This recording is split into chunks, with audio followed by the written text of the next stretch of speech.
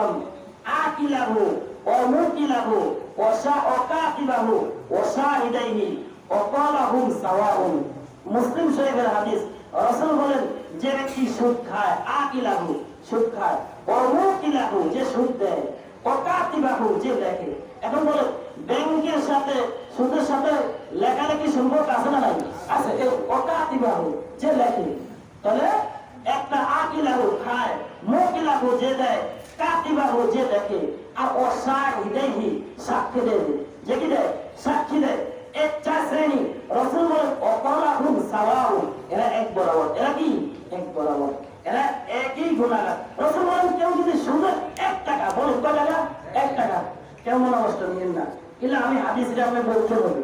যদি আপনি এটার সাথে জড়িত থাকেন, এটা আপনার খরচ করতে হবে, নয়তো আপনার কোরবানি নিজেরটা তো হবে না, হবে না, তাহলে কি হবে না? এটা আমার কর্তব্য, আমি বলে দিতে হবে। রাসূল বলেন, কেউ যদি সুদের 1 টাকা খায়, বলেন কয় টাকা? সবাই বলুন, আওয়াজ করে বলুন, কয় টাকা? 1 টাকা। আওয়াজ করে বলুন, কয় টাকা? 1 টাকা। 36 বার জিনা করাচ্ছে না তো, কতবার? আর আমি আওয়াজ করেন কতবার? 36 বার। 36।